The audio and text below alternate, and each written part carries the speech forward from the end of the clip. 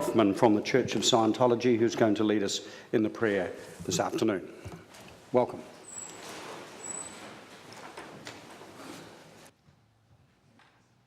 Good afternoon, Mayor Cole, councillors, staff and public.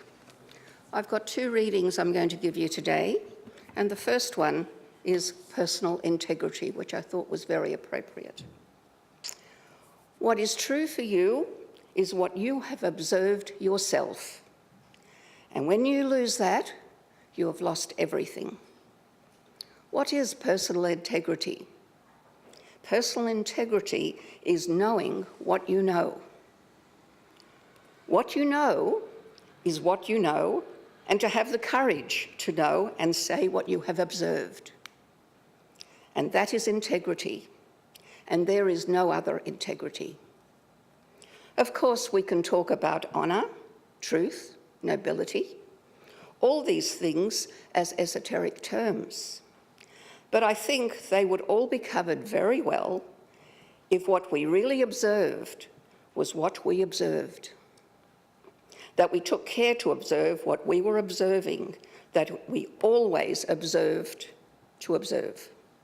And not necessarily maintaining a sceptical attitude, a critical attitude, or an open mind. Not necessarily maintaining these things at all, but certainly maintaining sufficient personal integrity and sufficient personal belief and confidence in self and courage that we can observe what we observe and say what we have observed. Nothing in Scientology is true for you unless you have observed it, and it is true according to your observation. That is all. Now, the second reading I've got for you today is a prayer for total freedom. May the author of the universe enable all men to reach an understanding of their spiritual nature. May awareness and understanding of life expand so that all may come to know the author of the universe. And may others also reach this understanding, which brings total freedom. At this time, we think of those whose liberty is threatened, of those who have suffered imprisonment for their beliefs, of those who are enslaved or martyred, and for all those who are brutalised, trapped or attacked.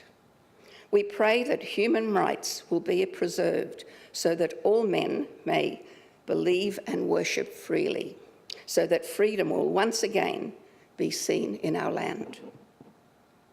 Freedom from war and poverty and want, freedom to be, freedom to do, and freedom to have. Freedom to use and understand man's potential, a potential that is God-given and godlike. And freedom to achieve that understanding and awareness that is total freedom. May God let it be so. L. Ron Hubbard. Thank you very much. Order, Ruth.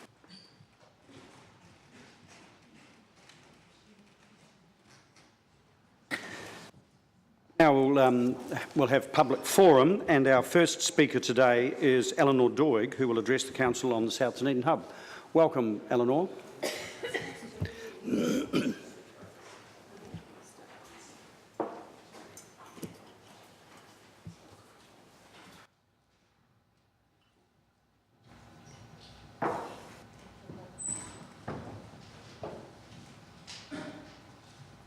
Thank you. This opportunity. I didn't know people could come and do this. You might see me more often. You might remember that I addressed you on the 10-year plan about South Dunedin. My name is Eleanor Doig and I'm passionately involved in that community. It's my community and I feel I have the right. I'm on the Street Festival Committee and I write for the Lowdown, and I was on the Emergency Response Committee. I've pulled out of that because I've discovered that retirement can, activity in retirement can expand to fuller space, and so that's one thing I've actually pulled out of. But I've also now the chair of the newly formed Dunedin South Dunedin Community Network. And I am very pleased to be able to talk to you today because the Council in South Dunedin are involved in a successfully evolving partnership. That's what it feels like to me. The Council has invested recently in South Dunedin in ways that are really bearing fruit. It was the DCC community team, and I have to say, I've said it before, but I have to say the community development team is amazing. Set up the stakeholders group after the 2015 floods. Out of that, the DCC team facilitated the first community hui. Now we as community members have taken over the running of that, and we're now up to our third hui. The numbers have grown from 30 to 40 to now 60, and in that number there's increasing numbers of actual local residents, not just service providers. Service providers who were and are residents, so I don't discount those service providers, they're valuable people and have really valuable input, but it's nice to have on the ground residents as well, and that's up to 60 now. So that initial investment in that strategy has worked well in terms of creating an ongoing partnership. There's the pop-up hub, which is humming and is fantastic. I'll come back to that. There's the recent place-based funding, and our applications for that position closed today. We're appointing a community development worker, and for that, that feels like a real commitment to an investment in South Dunedin, and for that we're very grateful. But I want also to give voice to the fact that the partnership, we're not expecting handouts from you folk. We are very actively involved in the development and protection and evolution of our community. It's also, we feel pretty well, and I'm sure you feel this too, under the national gaze with climate change effects. I know that nationally people are watching South Dunedin and watching the DCC, and I gather that you are getting, or we are getting kudos now for the way that you're approaching the water management. And my dream is that the investment that you've put so far will continue so that there will be a creative, positive interaction and development scene as happening between the council and the community in the social aspects of that climate change issue, because we all know that it's coming and the social aspects are in a lot of ways more difficult.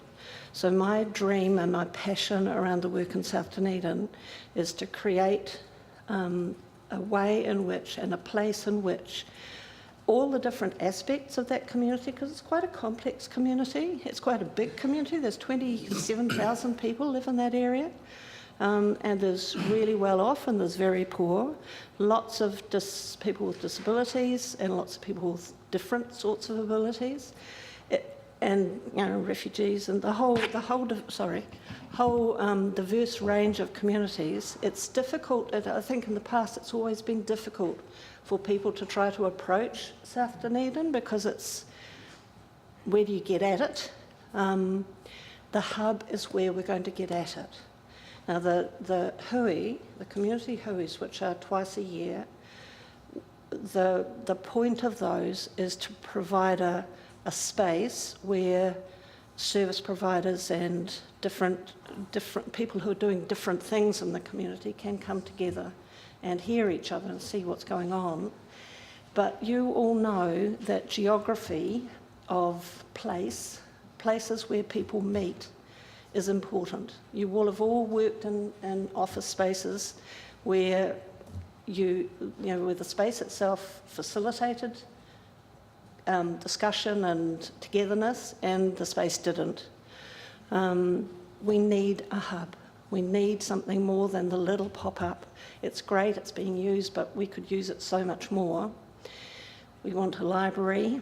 I want WINS and Housing New Zealand and the Post Office and all of those government agencies in it. I want a cafe, and I want rooms where groups can meet, where the Tai Chi people come and the bingo people come on a Tuesday night or whatever. That becomes a hub. And community works around a place where people bump into each other and can work together. And I'm urging you, this has been on the books since 1989. And recently, like from 2004, that's not that recent, there have been investigations and explore options and consult communities and blah-de-blah. It's gone on and on, you know. And now I think there is a budget line, but the timing is for 2020. The energy in the community is there now, and I really urge you to expedite that community hub. It matters. And you know how when there's a wave, if you miss it, you've got to build it all again. And it feels like that wave of energy and activity in the community is there. The wave of investment from the DCC is there. And the hub needs to happen urgently. The other point which I do want to make is that I know on your books it says to link the gasworks with the hub, and I strongly, strongly urge you to reverse that decision, because they are two different projects. And I'm not knocking the gasworks at all. It needs to happen. It should happen, but the hub needs to happen. And they're two different. They're in different spaces. They're too far away to be combined into one. It'd be like putting, you know, saying to use the Catholic Social Services space as meeting space. It doesn't work. We need it all in one place so that people can bump into each other. And ladies and gentlemen, that's all I've got to say, but I say it with depth and passion for South Dunedin because it matters. And I think you guys and the community team are doing an amazing job for us, and I just appreciate it. And I just want to give you a push. Thank you, Eleanor. Are you happy to, if there's any questions? Absolutely. Questions, councillors? Councillor Elder. Thanks, Chair, and thank you, Eleanor, for your courage to come along and present this to us. Given the challenges ahead of South Dunedin, how do you see a hub helping with those challenges that community's facing, and also the strengths?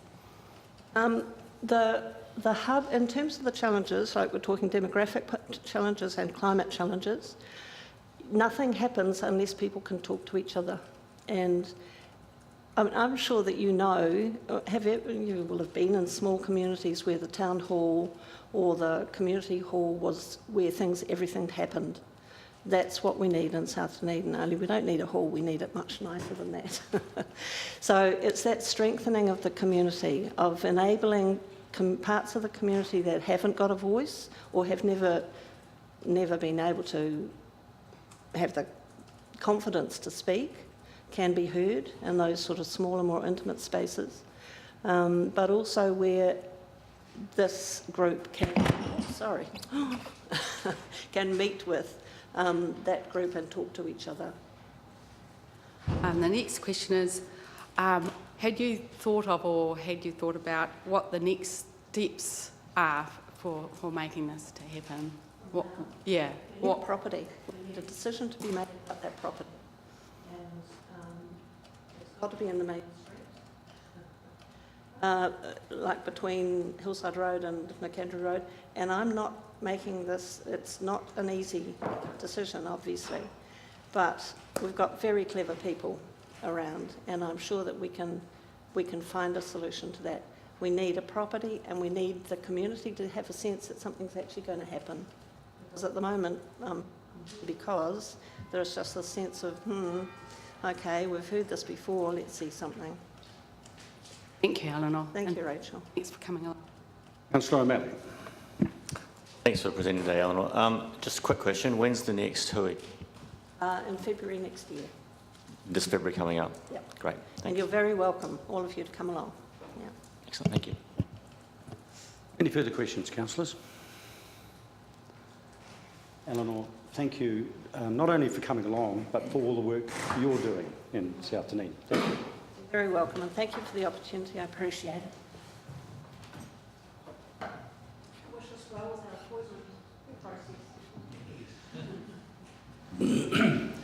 Okay, our next speaker for Public Forum is Jane Davidson from the Putakanui Long Beach Coastal Community. Wants to talk to us about the implementation plan of the 2017 Reserves and Beaches Bylaw. Welcome. It's a bit bright getting through that, isn't it?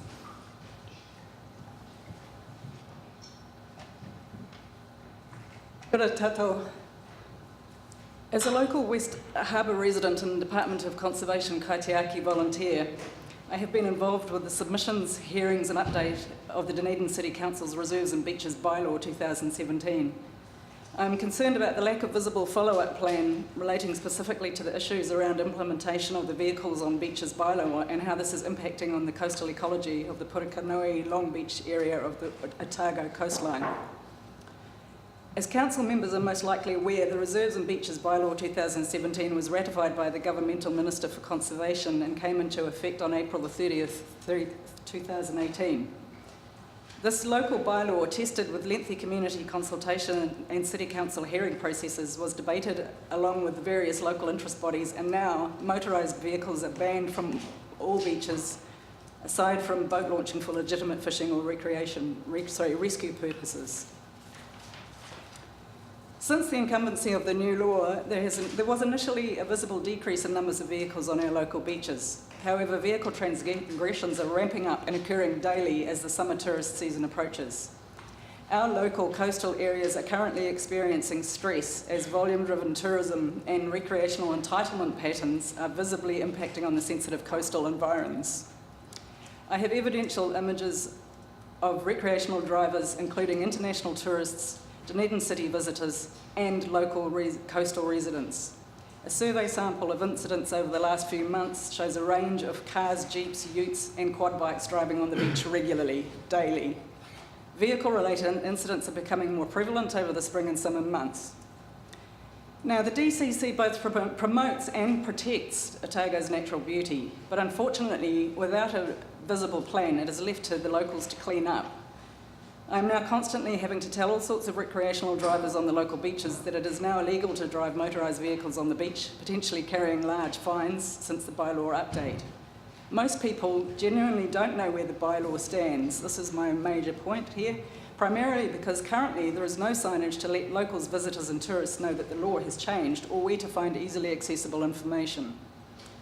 The Council has been promising us communication at community board level and a signage plan now since July 2018.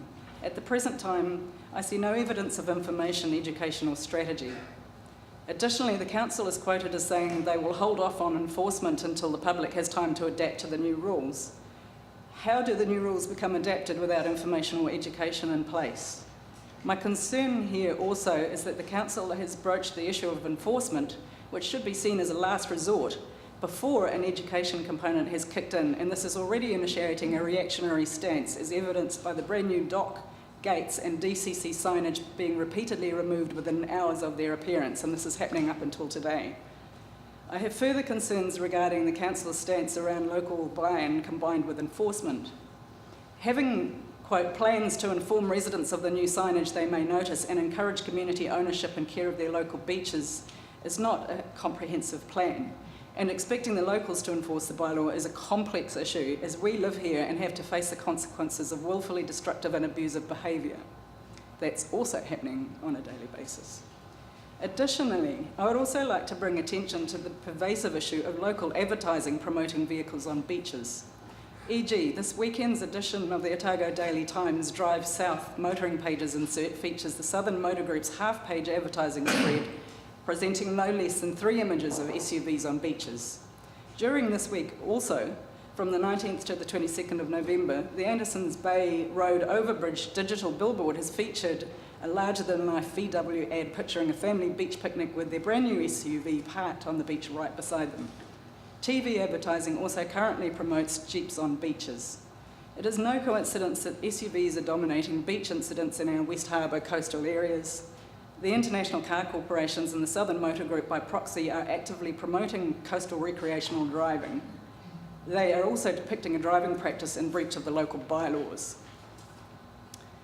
The council at this point needs to be seen to follow through and provide consistent information and support of locals within their beaches and reserves bylaw mandate, indicating commitment under their protectionism.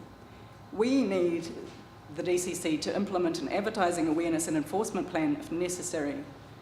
The law update information could be positively advertised via the council info, tourism, police and motoring websites, providing information and signage at specific reserve entrances and car parks, as well as community halls and notice boards. Education ideally needs to be implemented at primary school level and could be employed via school ecology programs, e.g. Enviro Schools. Signage at beach access points needs to convey respect of the environment and awareness about the updated legal status in regards to the wildlife taonga values. It would be helpful if interagency guardianship parties, e.g. the DCC, the Otago Regional Council, DOC, members of the local iwi, ecological advocacy groups and various local residents associations, etc. work together at a community level to support the coastal locals who shoulder the job of protecting their local patch. We are also at the start of another wildlife breeding season. E nohora. Thank you. Thank you, Jane. Does anyone have any questions? Councillor Benson-Pope. Thank you. A number of us around the table, probably a large number, would agree, share your concerns. And we're aware of some issues around the delay in getting the signage up and the problems with whether it was going to stay there or not, particularly at Long Beach. But I'm wondering, I wanted to ask you though, have you seen any sign of any enforcement of those rules, albeit they weren't properly promulgated or... No, there is no... None at all. It's very difficult because actually we have one local Port Chalmers police who is a very part-time unit, and I don't know if he is... We don't actually know what our plan is here. We don't know. Is there a plan? You know, what do we do about this? Do we take photos of number plates and send them to the local police? Does anything happen? I don't really want to live in a beach that's surveilled and policed, but we've got the tourism season is coming thicker and faster than ever before, and the council actually actively promotes our area on their websites as a tourist destination. So I really believe that there should be some responsibility around that. Councillor O'Malley. Thank you for your presentation, Jane. And on the Waikato Coast Community Board, I know that similar things are being said. Can you comment on the effectiveness of the signage as it exists right now? The DCC signage? There is a mixture of signage currently that comes. Some of it is DOC signage, and some of it is a mixture of DOC and City Council and iwi signage. DCC signage has only started appearing in the last fortnight, and as I said, it is vanishing within hours of going up. The DOC gate that was erected with consultation with the community vanished within hours of being concreted in. There is a huge local reactionary thing going on there. Yeah, sorry. Councillor Elder. Thanks for your... I was just wondering, is anyone aware of any education program, say to do with the four-wheel drive club or those who love driving in such places going on, or... Are you asking me? Yes. No, I'm not aware of that. I mean, I've only just become aware of the how fast the issue is ramping up, really, this season compared to other seasons, and the fact that we've been waiting several years already for some sign of leadership around this issue and nothing's happening, and I'm really concerned. We've got another wildlife breeding system season on our doorstep right now, and absolutely nothing is happening. Okay. And thank you for that. Councillor Hawkins. Yeah, thank you, Your Worship. And kia ora, Ms Davidson. My question's around consistency of message. And because my recollection of the DOC/iwi signage isn't, the message isn't you can't, but we would encourage you not to proceed past this point. Is that, and I can't remember, that was in Purakonui, I think, but it was in that wider area. Is that the message in the dock and iwi signage in the areas that you're talking to? I don't think so. I think the dock signage is fairly soft, in quotation marks. It's mostly, from a strengths perspective, it's mostly positive phrased signage, actually explaining the reasons why people need to take care because of the ecology. It doesn't say don't do this, it's just saying this is here, please respect these values, pretty much. So is your contention that for people who may not consider those values quite so highly, the wording and the messaging may need to be a little stronger? Because it's certainly inconsistent with Council's regulatory approach, which is people can't. That's inconsistent or Yeah. consistent? Oh, okay, I thought you guys were all working together. I was hoping you were. No, there's no signage that says you can't. That's actually not what I'm asking for either. I'm just asking for an awareness. There's no information. People genuinely don't realise that the bylaw has changed. And if I'm talking to people on the beach who are driving on the beach, they have no idea what's going on. And some people are respectful of this when you tell them, and other people just keep on going. And there's a distinct group of categories. There are tourists from out of town, there are visitors from Dunedin, and there are locals. And all right across the board is the same problem. They come at it from different angles, but there's a genuine lack of awareness around what's happening and what could be happening. Councillor Lord. Yeah, look, I just had a question relating to the removal of a gate. So has that happened on more than one occasion? No, there was a big gate, it was concreted in, and you'll have to talk to DOC to that because that's actually under investigation at the moment. So that was the assumption would be that that was a local that removed it that wanted Well, access. you would have to think so because it was removed before the concrete was fully dry. It was a very big gate, it was a serious gate. Yeah. Was that the one that showed in the photograph? Yes. Yeah, and it's been removed within hours. Okay, thank you. Councillor O'Malley. To which point that sort of brings up, do you think we're facing a level of hurdle that's bigger than maybe we anticipated when we wrote the bylaw in terms of actually enforcing this, making it happen, getting the communities to turn over, and we potentially should go back and revisit how much we're resourcing this and whether or not we need to resource it more so that we can actively get this to occur? I think that it was to be expected. I think that it was underestimated that it's ramping up as is shown in other areas. If you have a look around, there's examples of similar things happening in other places. Waimakariri is close to home, and another place that's had a very similar reaction to the change of a bylaw that's just come in recently. They put a plan in place. They brought people to the education. They put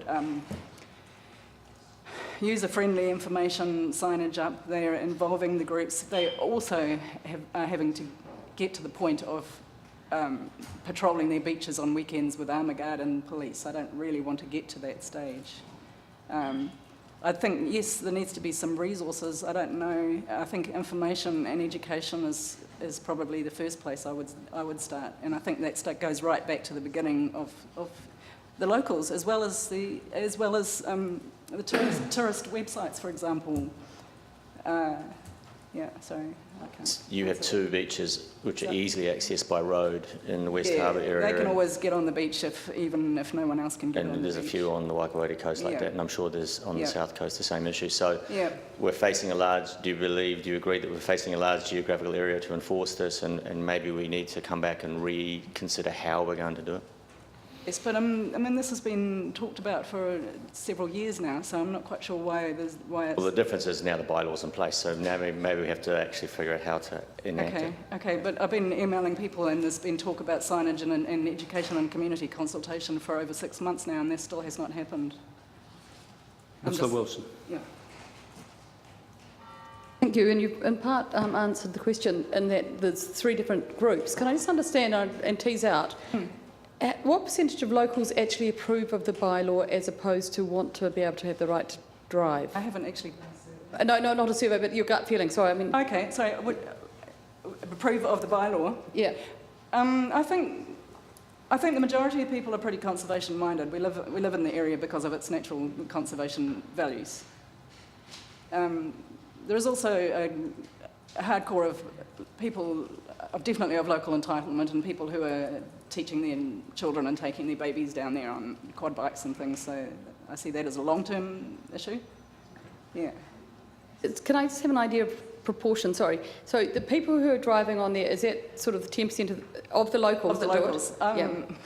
Would, Potentially, I'm not absolutely sure. okay. Yeah. And proportionately, do you think there are more Out-of-town people. non-locals Yes. driving on the road? Yes, than, I do. Yeah. Yeah, much more. Okay. Thank you. Yeah. We've just about exceeded the public forum time, so I'll move from the chair that we extend the period of public forum. Second to Councillor Staines. All those in favour, please say aye. Aye. Against? Carried. Thank you. Carry on. No, carry on. Oh, okay. Councillor Wiley. I just needed to do that for process. Thank you, Ms Davidson. Your Worship, is it appropriate to hear from staff and get a quick update on them? Because No, it's not at the moment. It's not reasonable to expect staff to be able to react to something off the top of their head. They were aware of the subject, but it's not reasonable to expect them to respond to this at the moment. Okay. Having chaired the Beaches and Reserves bylaw, this has been frustrating, and I hear what you're saying on this basis.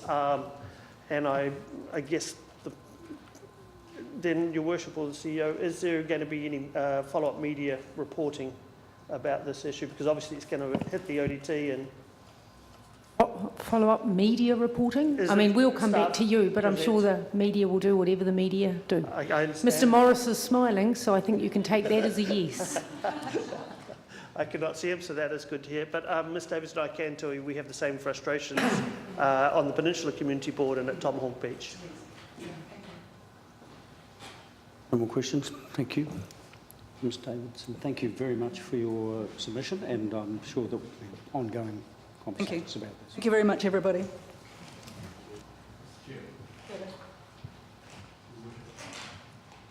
Mr Benson Pope. Just before we proceed, it's often the procedure that we follow after a public forum that we ask for some sort of follow-up. So I'm doing that. I'd like to see a full report on this issue, particularly in terms of signage issues and enforcement, plus education, around a bylaw that was agreed by Council over a year ago.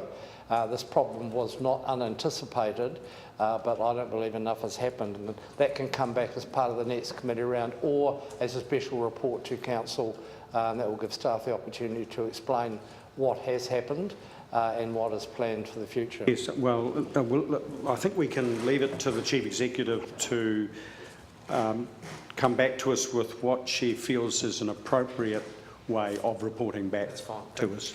It may not be as formal as that. But Yeah, that work is actually underway, so